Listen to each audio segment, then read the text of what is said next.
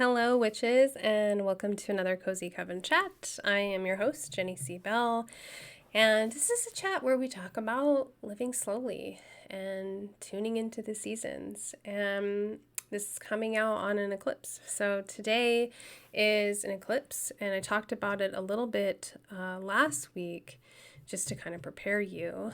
But it's a lunar eclipse, full moon, near the North Node in the sign of Pisces.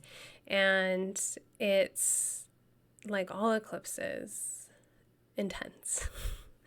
And so if you haven't already done so, you haven't looked at where is Pisces in your chart, like I talked about last week, make sure you do that.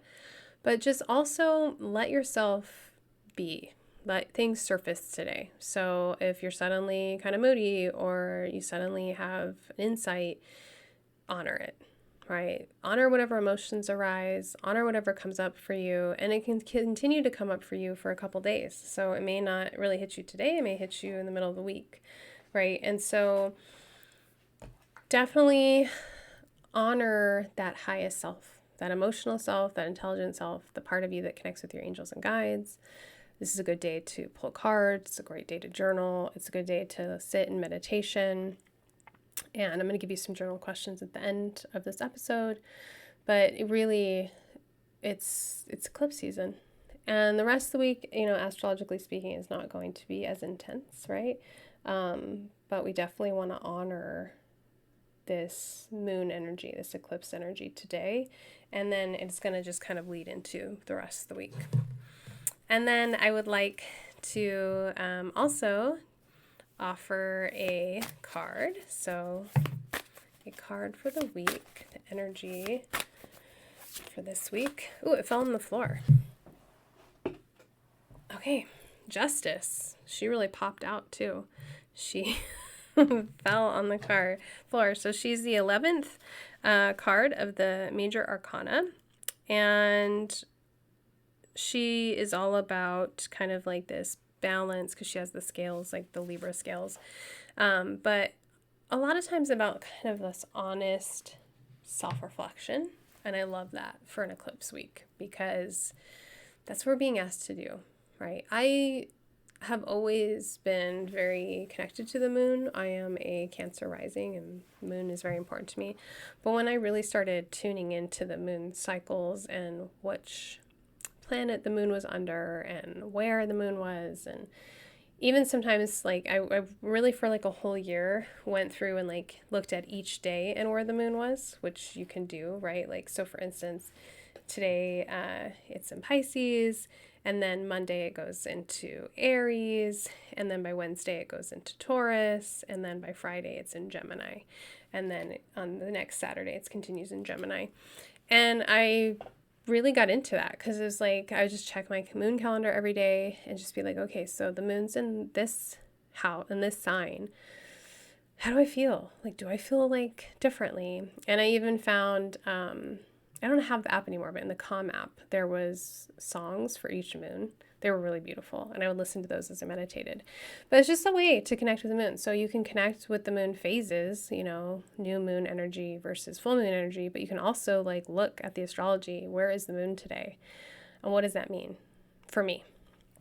Just another way to slow down and tune in and become present, right? And to see each day as a different day.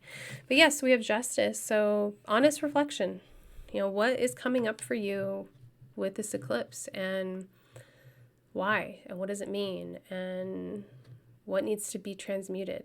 And transmutation is, alchemy. It's taking lead and turning into gold. In our case, it's taking shadows and turning into light. So, what does that mean, and what can you do with that? So I love that for this week. That's actually really great.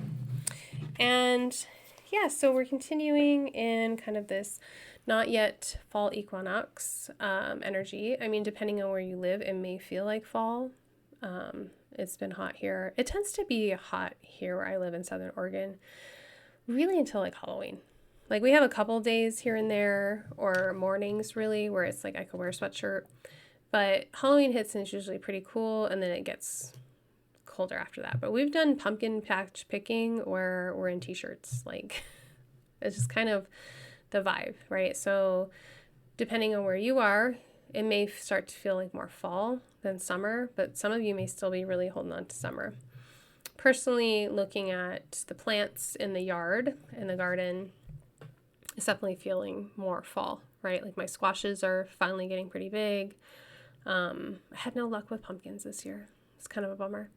But like I said last week, this is the time, at this time, to really harvest the herbs. Because for me, it just seems like suddenly it'll just be cold or dry and my herbs are gone. And it's like, oh my gosh, like besides rosemary, she's tried and true and she'll just stick around. But everybody else, I'm like, oh, I didn't get enough of them. So I just harvest a bunch, like tons and tons, and then share with people because it all comes back, you know, especially anything in the mint family, which is most of what I grow because of the deer.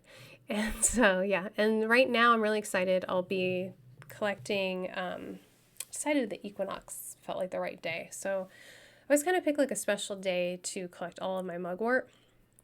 And like I talked about, she's my favorite plant. She's my ally this year. Her Latin name is Artemis.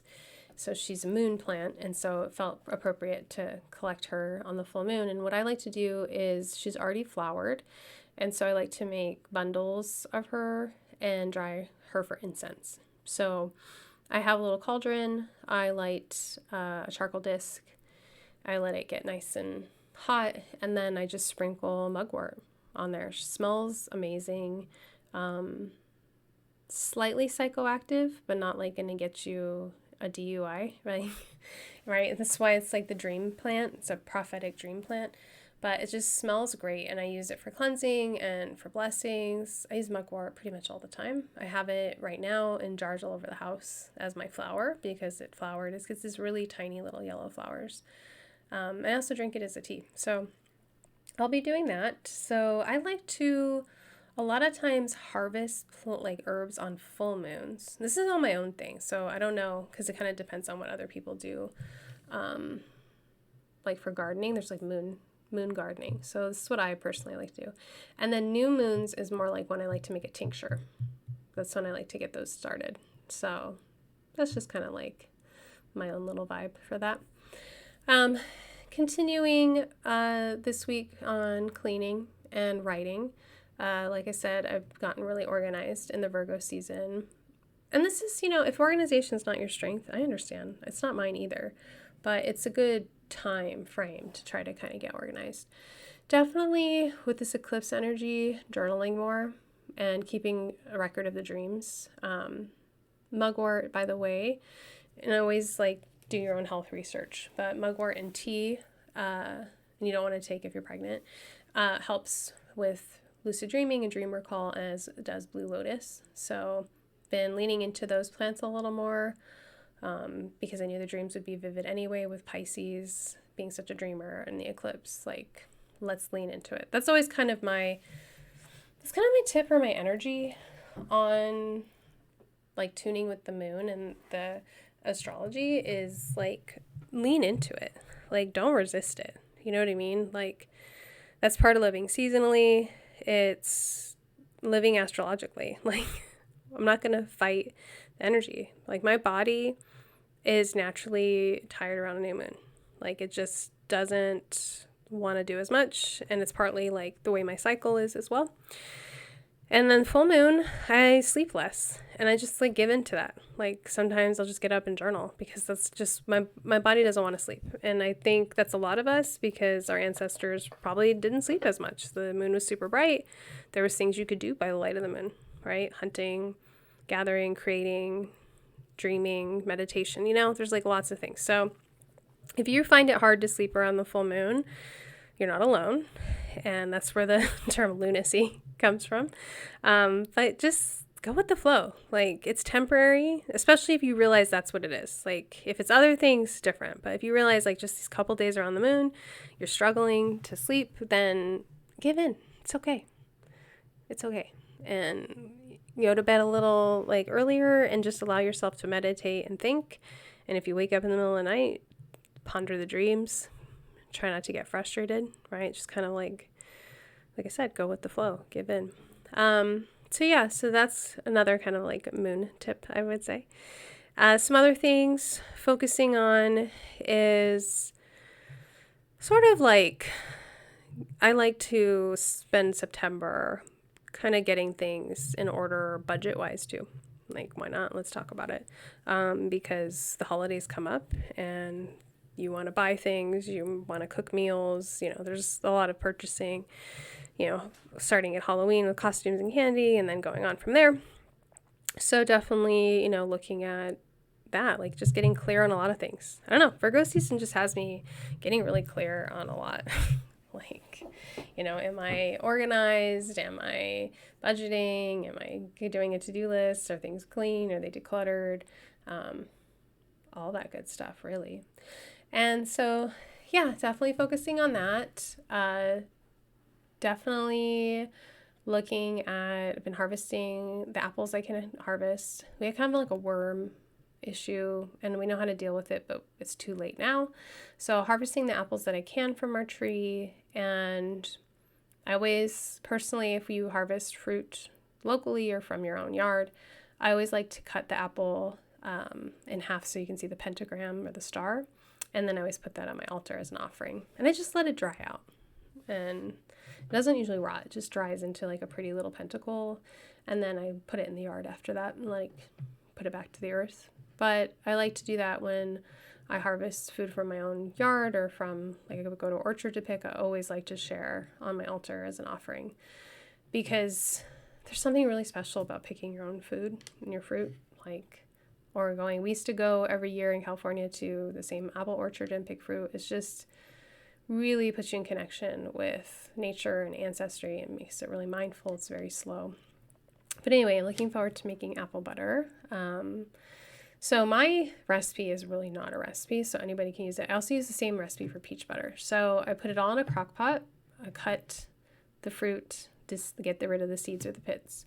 Put it all in a crock pot. I add a dash of molasses. And this is because, side note, I never buy brown sugar because brown sugar is just sugar and molasses. So I just make my own, which is just you add molasses to the sugar and you mix it. It's so easy. So anyway, I add a dash or so of molasses, a teaspoon of vanilla, and usually like a half a cup of sugar. And with peaches, I don't add any water. With these apples, they're kind of dry, so I'll add like half a cup of water. Put it on low and slow. Oh, and a teaspoon of cinnamon. Low and slow for a good 4 hours or so until it starts to be cooked and brown. Then I will taste it and then add whatever needs to be added. And then I will use an immersion blender when it's all cooked down to blend it. Taste it again, and then let it cook down until it no longer looks like baby food and it looks like butter. So what's the difference is the baby food is usually still apple colored or peach colored, and the butter is brown and it spreads like butter onto your toast. And I don't like applesauce or jam, really, but I love peach butter, apple butter. I think it's the cinnamon. And so it's good on anything.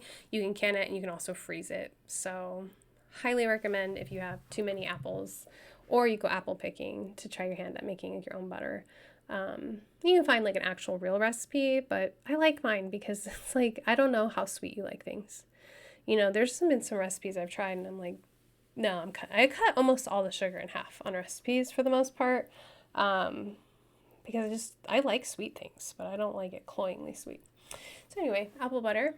And this is the time of year too where I'm going to start you know what? The other thing too is if you have a lot of zucchini, this is the time of year where there's a ton of zucchini from you growing it or a friend or whatever. Zucchini freezes. So what I do is I just shred it and then freeze it. And it's just one giant lump. Which is fine. It's like a freezer bag. Take it out, defrost it, and you can make zucchini bread. So I try to freeze it in the right proportions, cups, to either make zucchini bread or zucchini brownies. And also you can freeze it in little chunks for soups and stews. It's a good thickener. You can use it as a thickener for a soup. Instead of as much milk, you can add zucchini, especially if it's shaved so it doesn't add any color. And that can be a thickener as well. So, when you get the plethora of squash, you can do that with it. A couple of years ago, I grew my own pumpkins, and it was so amazing. But ever since then, I can't grow them. And it was weird. learned talking to other people, like if you neglect them or you accidentally grow them, they seem to thrive, which is what happened to me. I was trying to grow them from seed in house. It didn't work. And so I, like with everything, I just threw the pot, the dirt and everything into the yard.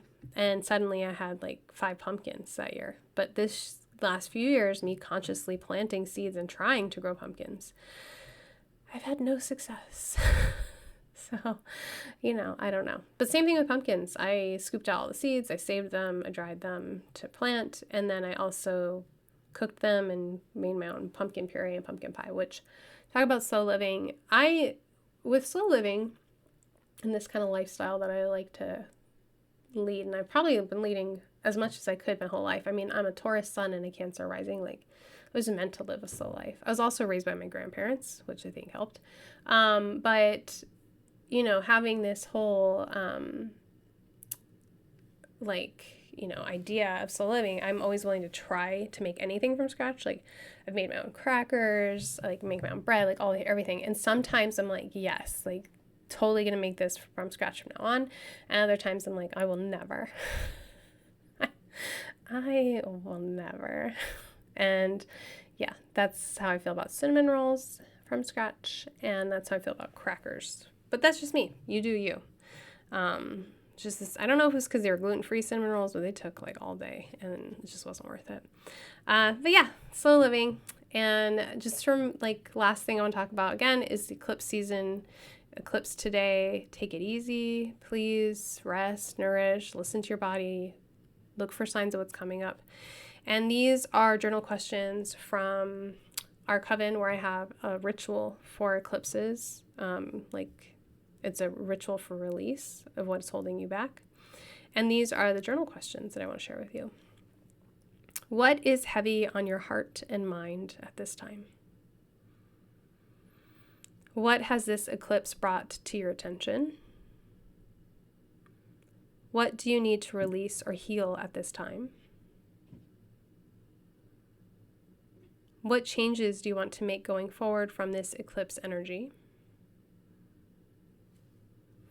And really, like the other thing, because it's in Pisces, is what I'd like you to just think about dreams you've had, like both real and like visionary dreams, but also like actual dreams or daydreams. And like which ones align and which ones don't. When you were a child, and you dreamt of your future, do some of those still align to you? And you're like, you know what, actually I do still want to do travel or whatever this dream was. And if not, then which ones don't? Like, maybe your dream of being president is not really a dream anymore. And you're like, okay, we're going to put that to rest. But something to think about. Like for me, I always dreamt of being an author. And then for a long time, I just thought that wasn't going to happen, but I wouldn't let it go. And here we are, right? So think about dreams. It always makes me think of Langston Hughes, the Dreams Deferred poem. I don't know. I was an English teacher for so long. Like I often think, I think of poems. I think in poems, I think in Shakespeare. Like that's my go-to for like explaining a situation. So, not always for everybody else, but yeah. But I'm going to end by reading that to you. So it's by Langston Hughes, and he asks, what happens to dreams deferred? What happens to a dream deferred? And the poem's called Harlem. What happens to a dream deferred? Does it dry up like a raisin in the sun, or fester like a sore and then run? Does it stink like rotten meat, or crust and sugar over like a syrupy sweet? Maybe it just sags like a heavy load, or does it explode? And so, yeah, the dreams defer, the ones that you put off or put on hold, they fester. And a lot of times they present themselves in the shadows. And because we're looking at Pisces in this eclipse, dreams may be festering. And so it's important to recognize that and let them go or release them and move on. Anyway, thanks for chatting with me. I hope you have a restful week.